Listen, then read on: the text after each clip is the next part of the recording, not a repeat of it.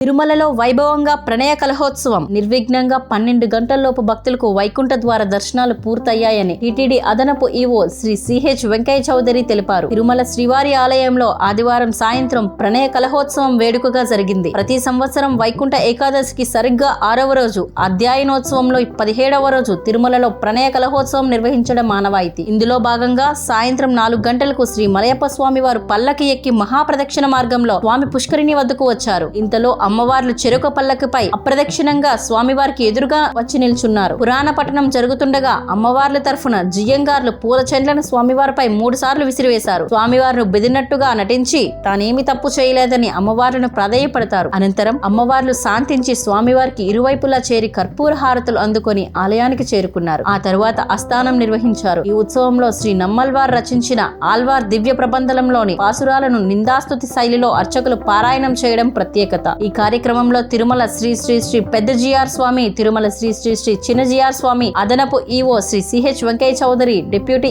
EO Shri Lokanatham, ఇతర అధికారులు, భక్తులు పాల్గొన్నారు. అనంతరం టీటీడీ అదనపు ఈవో శ్రీ సిహెచ్ వెంకయ్య చౌదరి మీడియాతో మాట్లాడుతూ ప్రణయ కలహోత్సవాన్ని శాస్త్రోక్తకంగా నిర్వహించినట్లు తెలిపారు. మరోవైపు 6వ రోజు వైకుంఠ ద్వార దర్శనాలు నిర్విఘ్నంగా కొనసాగుతాయని చెప్పారు. ముఖ్యంగా 5వ రోజు శనివారం అత్యధికంగా దాదాపు 89,000 మందికి దర్శనాలు కల్పించినట్లు చెప్పారు. ఇందులో సర్వదర్శనానికి విచ్చేసిన సామాన్య భక్తులకు ఏఐ టెక్నాలజీ సాయంతో క్యూ లైన్ లోకి ప్రవేశించిన 12 గంటల్లోపే దర్శనం చేయించినట్లు పేర్కొన్నారు. అన్ని విభాగాలు సమన్వయంతో పనిచేస్తూ ఎప్పటికప్పుడు క్యూ లైన్ల నిర్వహణను ప్రత్యక్షంగా పర్యవేక్షిస్తూ భక్తులు వేచి ఉండే సమయాన్ని తగ్గించేందుకు విశేషంగా కృషి చేస్తున్నారని చెప్పారు. జనవరి 8వ తేదీ వరకు ఇదే విధంగా భక్తులకు త్వరితగతిన దర్శనం కల్పించేందుకు అధికారులందరూ సమిష్ట కృషి చేస్తున్నారని తెలియజేశారు.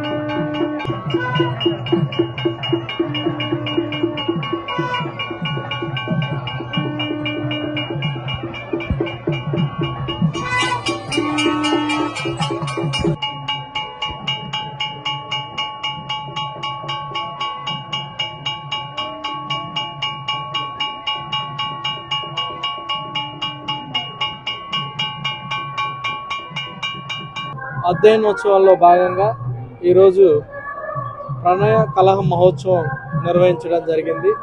చాలా శాస్త్రబద్ధంగా భక్తి శ్రద్ధలతో భక్తులు కూడా అందరూ పార్టిసిపేట్ చేయడం జరిగింది. అలాగే జియర్లు కానీ మిగతా వాళ్ళు కానీ వేద పారాయణ మధ్య నిర్వహించడం జరిగింది. ఇప్పుడు ఒకవైపు ఉత్సవాలు జరుగుతూ ఉంటే ఇంకోవైపు శ్రీవారి టెంపుల్లో ఉత్తర ద్వార దర్శనాలు చాలా నిర్విఘ్నంగా జరుగుతూ ఉన్నాయి. నిన్న శనివారం దాదాపు 89,000 మందిని దర్శనం చేయడం జరిగింది. ఇక్కడ ఇంపార్టెంట్ ఏంటంటే ఈ 89,000 మంది దర్శనం కూడా 12 గంటల లోపలే దర్శనం చేయడం అనేది ఇక్కడ చాలా ఇంపార్టెంట్. సో ఒకప్పుడు 24 గంటలు 23 గంటలు ఉండే దర్శన టయాన్ని మనం ఇప్పుడు చాలా వరకు క్యూ మేనేజ్మెంట్ ద్వారా టెక్నాలజీ ఉపయోగించి అందరూ కూడా కలిసికట్టుగా పనిచేయడం వలన దాదాపు 12 గంటలకి తీసుకురావడం జరిగింది.